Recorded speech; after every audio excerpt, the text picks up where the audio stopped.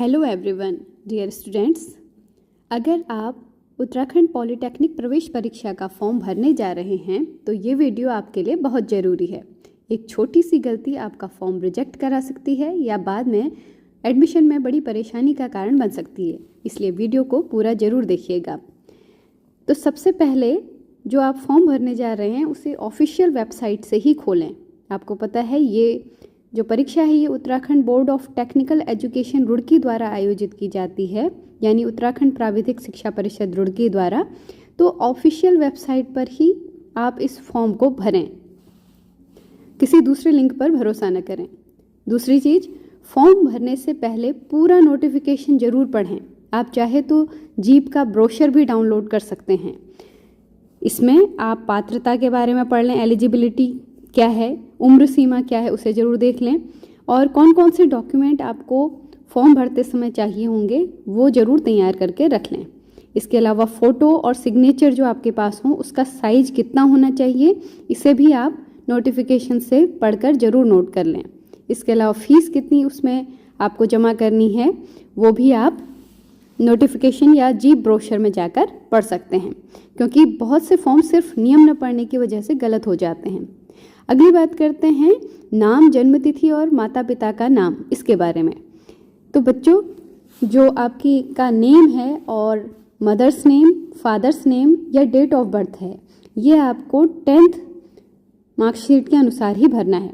आपका जो 10th का रिजल्ट है उस पर जो आपका date of birth, mother's name, father's name और आपका नेम है उसकी स्पेलिंग सेम टू सेम आपको फॉर्म में भरनी है। उसमें बिल्कुल मैचिंग होनी चाहिए, कुछ भी चीज़ गलत नहीं होनी चाहिए। बात करें फ़ोटो और सिग्नेचर सही फॉर्मेट में, वो आपको सही फॉर्मेट में अपलोड करना चाहिए। फ़ोटो साफ़ होना चाहिए, लेटेस्ट हो, बैकग्राउंड बिल्कुल हल्का हो, सिग्नेचर जो है वो नीले या काले पेन से सफ़ेद कागज़ पर किए गए हों, और साइज और फॉर्मेट जो वेबसाइट पर निर्देश दिए गए हैं उनके अनुसार ही आपको रखना है। इसके अलावा मोबाइल नंबर और ईमेल जो आप फॉर्म भरते समय डाल रहे हैं वो अपना ही डालें, और कोशिश करें कि वो आपका जो मोबाइल नंबर है और ईमेल है वो रनिंग हो, यानी मोबाइल नंबर भी चल रहा हो आपका और ईमेल भी रनिंग में हो, क्योंकि आगे की सारी जानकारी, OTP, एडमिट कार्ड और रिज़ल्ट वगैरह इन्हीं के बेसिस पर आपको प्राप्त होगा। अब बात करते हैं बहुत ही इम्पोर्टेंट चीज़ की, जो है आपकी कैटेगरी और सब कैटेगरी। तो बच्चों, कैटेगरी का चयन आपको बिल्कुल सही से करना है। इसके अलावा जो सब कैटेगरी है, कैटेगरी के अंदर आती हैं आपकी जनरल, SC, ST, OBC। तो आप जिस भी कैटेगरी के हैं वो कैटेगरी सोच समझकर डालिएगा। SC, ST, OBC के अगर आप कैंडिडेट हैं तो आपके पास उस कैटेगरी का सर्टिफिकेट, उस जाति का प्रमाण पत्र बना हुआ होना चाहिए। अगर आपने बनाया नहीं है तो अभी तुरंत बनवा लें उसे, ताकि आगे आपको कोई भी दिक्कत ना हो। और अगर आपने मान लिया जाए SC कैटेगरी के लिए आवेदन किया और आपका सिलेक्शन SC सीट पर हो गया, लेकिन आपके पास बाद में प्रवेश लेते समय आपके पास SC का जाति प्रमाण पत्र आपके पास उपलब्ध नहीं है, तो आपका प्रवेश निरस्त भी हो सकता है। इसके अलावा बात करें सब कैटेगरी की, तो सब कैटेगरी यानी कि EWS कैटेगरी या विमेन कैटेगरी या दिव्यांग PH कैटेगरी या स्वतंत्रता संग्राम सेनानी आश्रित कैटेगरी DFF या भूतपूर्व सैनिक, अपंग, मृत सैनिक आश्रित की कैटेगरी में अगर आप आते हैं तो आपको वो कैटेगरी भी ढंग से चूज करके फिल करनी है। और ये जो उप श्रेणी आप भर रहे हैं, चाहे EWS हो या चाहे विमेन हो, चाहे PH हो या DFF या MP, इन सभी में से जो भी कैटेगरी आप भर रहे हैं सब कैटेगरी, उसका आपके पास डॉक्यूमेंट, सपोर्टिंग डॉक्यूमेंट ज़रूर होना चाहिए। उसके बिना आपका प्रवेश निरस्त हो जाएगा। तो कोशिश करें जिस सब कैटेगरी में आप आवेदन कर रहे हैं वो आप उसका सपोर्टिंग डॉक्यूमेंट अभी से बनाकर रख लें। बात करें सब्जेक्ट ग्रुप की, आप जिस ब्रांच के लिए परीक्षा देना चाहते हैं उसी के अनुसार अपना ग्रुप सेलेक्ट करें।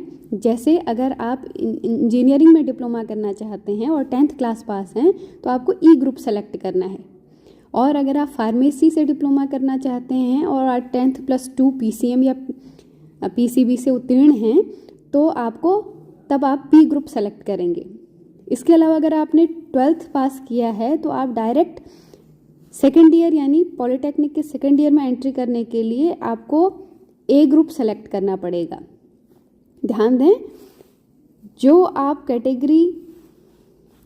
सब्जेक्ट ग्रुप चुन रहे हैं वो आपको बिल्कुल सही भरना है। इसके अलावा बात करें फीस भरने के बाद आपको जो फी स्लिप है वो डाउनलोड कर लेनी है, उसको संभाल के रखना है। और जब फॉर्म पूरा भर लें तो उसे फाइनल सबमिट करने से पहले पूरा अच्छे से चेक ज़रूर कर लें, और अगर गलत लगे तो उसी समय गलती सुधार लें, तभी उसको फाइनल सबमिट करें। फॉर्म सबमिट होने के बाद उसका PDF ज़रूर डाउनलोड करके प्रिंट आउट निकाल लें, क्योंकि ये आगे एडमिट कार्ड और काउंसलिंग के समय काम आएगा। इसके अलावा आपको और भी जानकारी अगर जाननी है तो आप ubterjeep.co.in पर जाकर जो UBTR का ऑफिशियल जीप ब्रोशर है वहाँ जाके आप ज़्यादा जानकारी प्राप्त कर सकते हैं। देखिए, इसमें भी लिखा हुआ है कि अभ्यर्थी को ऑनलाइन आवेदन करने से पूर्व विवरण पुस्तिका का भली भांति अध्ययन कर लेना चाहिए और आरक्षण, उपवर्ग, फॉर्म भरने की अंतिम तिथि और मांगे गए शहर का नाम उसे अवश्य नोट कर लेना चाहिए, जिससे कि बाद में आवश्यकता पड़ने पर वह संदर्भ दे सके। ऑनलाइन फॉर्म का प्रिंट आउट परिषद में भेजने की आवश्यकता नहीं है। तो ये सारी चीज़ें अगर आप अच्छे से फिल करेंगे, कोई गलती नहीं करेंगे, तो आपको आगे प्रवेश लेने में भी किसी दिक्कत का सामना नहीं करना पड़ेगा। तो एक्स्ट्रा बोनस टिप और देना चाहूँ तो मैं ये कहूँगी कि अभी से अपने सारे डॉक्यूमेंट्स आप तैयार कर लें। फॉर्म भरते समय जिनकी भी आपको ज़रूरत पड़ने वाली है, कोई डॉक्यूमेंट आपका तैयार नहीं है तो अभी से उसके लिए आवेदन कर लें। जैसे स्थायी निवास प्रमाण पत्र नहीं बना है तो उसके लिए आज ही अप्लाई कर दें, या जाति प्रमाण पत्र नहीं बना है उसके लिए आवेदन कर दें। और अगर आप EWS कैटेगरी यानी आर्थिक रूप से कमज़ोर वर्ग में आते हैं तो उसके लिए भी आप आवेदन कर सकते हैं। इसके अलावा अगर आप TFW कैटेगरी के लिए ट्यूशन फ़ी वेवर कैटेगरी के लिए बाद में अप्लाई करना चाहेंगे, जिसमें आपका शिक्षण शुल्क माफ़ होता है प्रवेश के बाद, तो आप उसका सपोर्टिंग डॉक्यूमेंट भी तैयार करवा सकते हैं। अगर वीडियो पसंद आया हो और जानकारी सही लगी हो तो चैनल को लाइक, सब्सक्राइब और शेयर ज़रूर कीजिएगा। मिलते हैं नेक्स्ट वीडियो में। अगर आपकी कोई क्वेरी हो तो कमेंट बॉक्स में लिखकर बता सकते हैं। धन्यवाद।